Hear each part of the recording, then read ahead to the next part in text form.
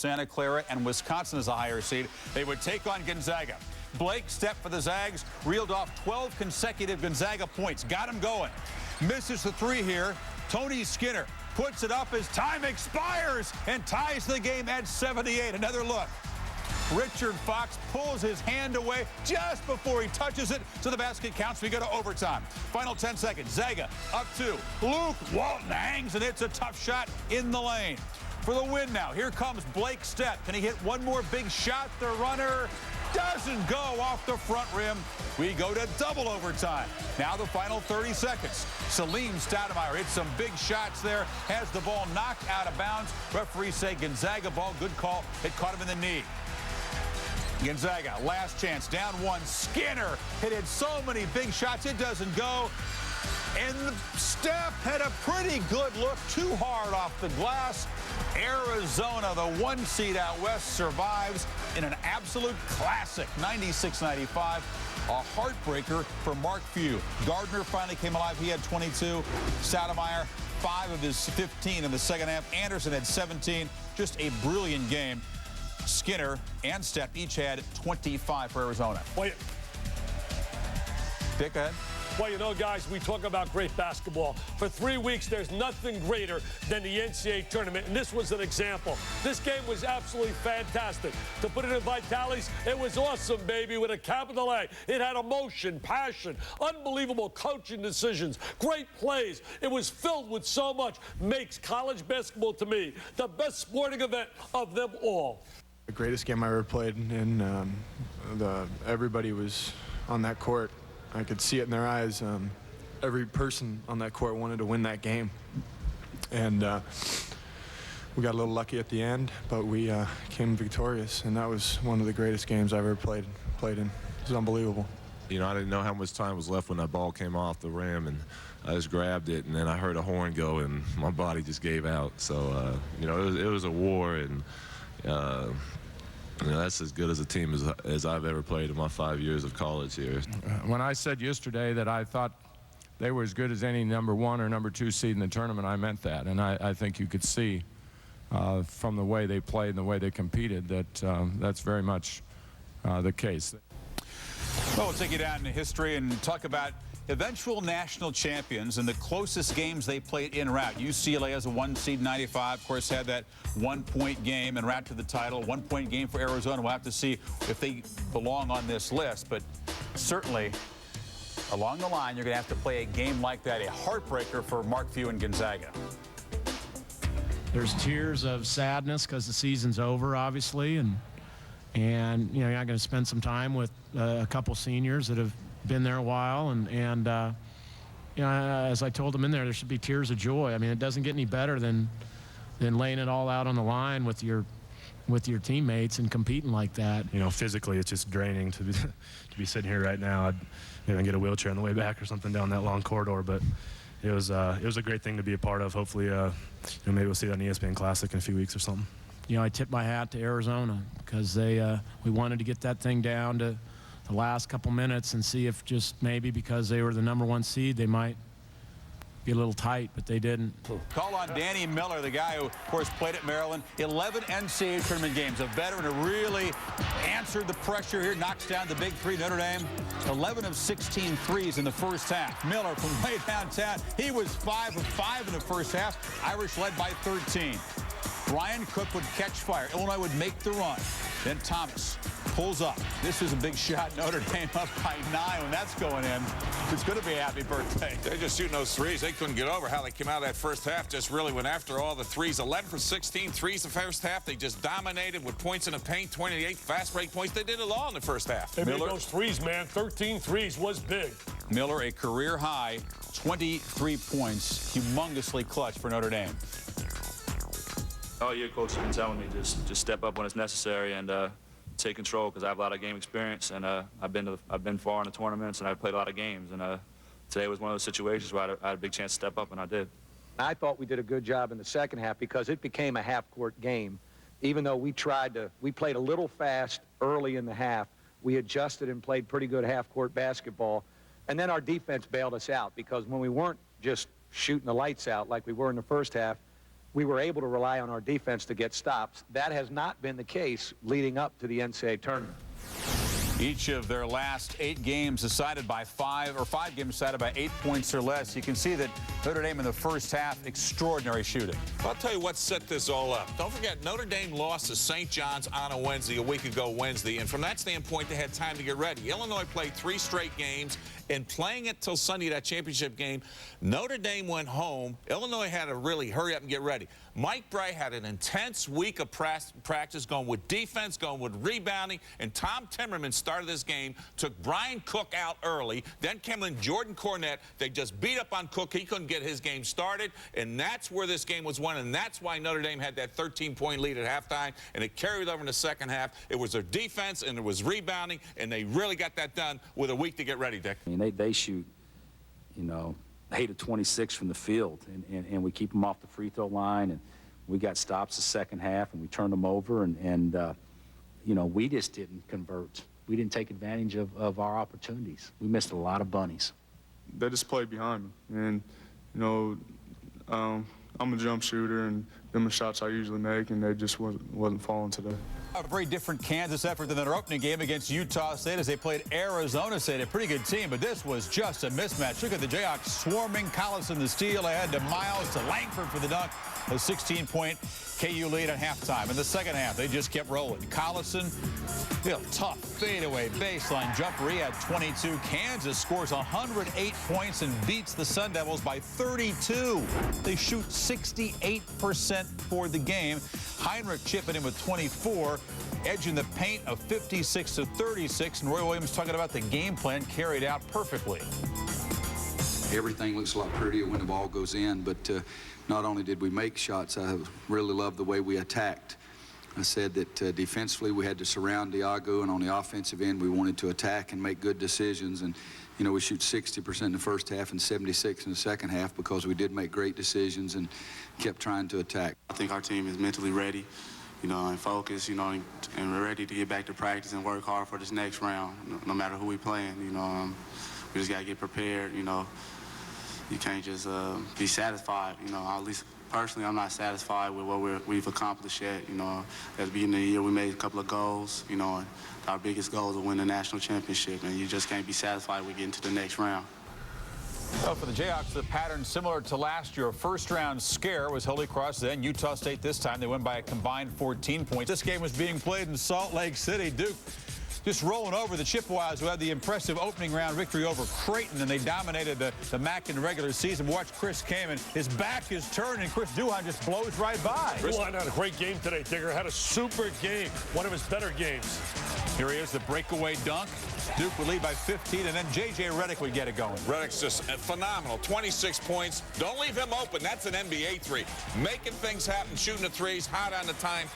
Unbelievable performance for Redick as well as Mr. Jones. And Mike Mansell, you don't see him on there because he was only 1 for 9, 5 points. He's the guy that had 29 for the Chippewas in their win over Creighton. Well, you take a look at Kaman, 25 points, 10 rebounds. What does that tell you when you think about Collison? What does it tell you about Duke's defense? Let's ask Coach K. We played very good defense here in Salt Lake.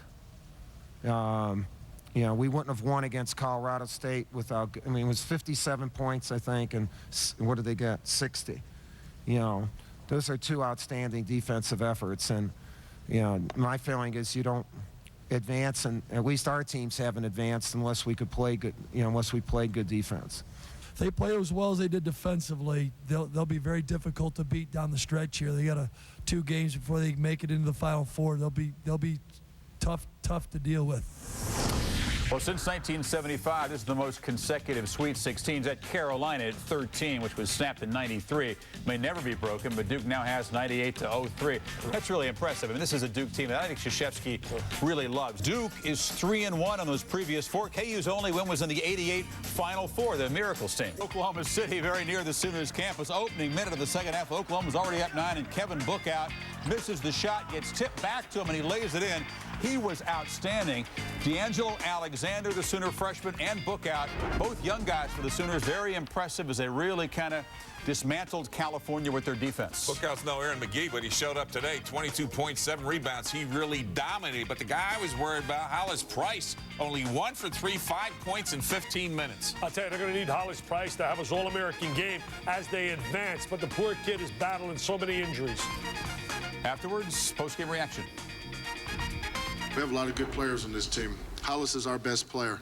But the mark of a good team is that your team steps up. Other players step up when given the opportunity. Quantus White was, again, our most valuable player today. But D'Angelo Alexander, a true freshman, Kevin Bookout, a true freshman, those guys came through. You know, it's about consistency, and I got to, you give Oklahoma credit. They were consistent tonight. They were consistent, and usually the consistent team gets rewarded. That's what happened today.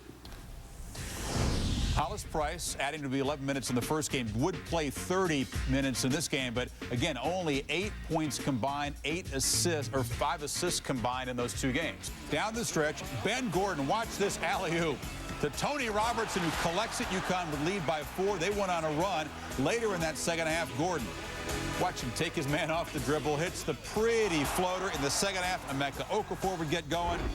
He had 18 and 15. Gordon, 29 points, 4 of 12 shooting.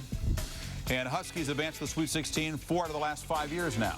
I'll tell you one thing about the Huskies. That 1-2 tandem of Gordon and Okafor is such a dynamite combination. But Tony Robertson made some big plays. Talik Brown played better than he did in the first game. But they only had 11 turnovers, Digger. But they beat him up on the boards in the second half. You look at Jim Calhoun at halftime, he gives a speech to Okafor. You had no offensive rebounds in that first half. Go out and get it. Well, he got 6 in the second half. They did a great job dominating the boards in the second half. That was the difference in the game. Gordon had 18 of his big points in the second half also of those 29. They just dominated and shut down Stanford trying to get points in second effort shots. And Gordon just rising to the challenge. I've told him since walking in here, you're one of the best guards in America, and I was on you pretty good today. He says, yeah, and I said, you responded well, and I said, I'm going to spend the next week pushing you to start believing, because you can have 39 one of these nights. You can have 40. You're that special. And I think when you do that to a person and challenge them, that I would be letting up on him if I didn't push him to his best ability. It just kind of happened in the flow of the game. And that's what usually happens, with good players, as the things are going, you just start to see them rise to the challenge. He can do a lot. He can hit perimeter shots. He can certainly take his guy off the dribble. I don't know if he's one of the best guards in America, but it's a nice thing for a coach to tell him. Oh, I'll tell you, Chris, I think he is one of the better guards in America. This kid can flat out score. He can break you down off that dribble. Emeka got into foul trouble. In the second half, he came out and he was a beast on the boards. And by doing so, he was able to just, get extra shots at the basket. And, we just failed to block him off. Ben not only hit threes, but he was able to penetrate and get in the lane and not only get shots for himself, but create for others. And we have a player that can do that. He's dangerous. They might be rooting for Purdue, you think, Sunday against Texas, so they don't have to face the Longhorns in San Antonio? I wonder. No, don't say we want anybody. Oh, yeah. Oh, yeah. You want to make a bet? They're going to be rooting for Gene Katie to knock off the Longhorns. It'll be very tough. Missouri and Marquette meeting in Indy, and another story of unlikely heroes. This guy's not unlikely, though. Ricky Paulding was huge again for the Tigers. Off the screen, Paulding ties the game at 78, a career-high 36. You can see the clock winding down. Travis Diener to Dwayne Wade, a great chance to win the game. It rims out. We go to overtime here. The air ball does not go with the buzzer for Paulding. He had a chance to win it. Green excited. We go to OT. This is Steve Novak. Who? Steve Novak for Marquette. Only tried 4 shots, hit them all. The freshman is a hero. Diener, another huge ball game. Marquette moves on. I'll tell you, he was on fire. Unbelievable Novak. Mr. Basketball in Wisconsin. Could flat out shoot the trifecta. Marquette in overtime did not miss a shot. 6 of 6. 19 of 20 from the line, 12 of 18 from behind the three-point line. Outstanding overtime win for Tom Crean's team. I've never seen a team ever play as well offensively as that. I didn't realize it until somebody said it that we didn't miss a shot in overtime. The Steve Novak show and the Travis Diener assist show. Freshmen came in, they didn't miss a shot. And, you know, that's great at this time. You're the 7 for 7 freshman. And, you know, that's great to come in and have guys like Steve to hit big shots, Karen and Joe. You know, they deserve all the credit in the world because they worked as hard as anybody on this team to get where they are today. I thought we took those punches and counter-punched and have a shot to win at the end of regulation, go to overtime, and they made plays. But I think our team really showed a lot of its mettle throughout the course of the game. Ricky Clemens for the Missouri team, just 1 of 10 from behind the line. But back to Marquette's offense in overtime. You don't think of Marquette, you know, as a great offensive team. It's defense and rebounding necessarily, but that was almost flawless. Meanwhile, 0 Final Fours. That will be kept alive for at least another year for Missouri now. They have the most tournament appearances without getting to the Final Four. BYU one ahead. It means you've been in a lot of tournaments, but it also, you'd like to get off that list. Wisconsin, they've been to the Final Four recently against Tulsa. The Badgers down big most of this game. Dante Swanson and Kevin Johnson, both those guys had big games. The Golden Hurricane up 13 there would lead for most of the game, but you can see Wisconsin getting closer. Michael Wilkinson knocks down the jumper. It's a 2-point game. Then Devin Harris drives and hits the lay-in again. Wisconsin within 2. Under 10 seconds to go. Freddie Owens in the corner knocks down the shot. Wisconsin 61-60. They trailed the entire game. They found a way to claw back. I'll tell you one thing, the kid Harris can make big plays. And you look at this club, you only have 5 turnovers, and that's how you win. That's coaching, discipline. Devin Harris, before that game winner, just 1 of 6 from the 3-point line. The Badgers really only had 5 turnovers. Kevin Johnson, 23 points in the loss, but Bo Ryan's team is moving on. That's something that only happens every once in a while. We happened to say that in the huddle. I said, guys, this is with about 3 or 4 minutes to go, and they'll tell you, I said, this is going to be one they're going to talk about for a long time. And they listened, and they did it. So I'm just extremely proud of them.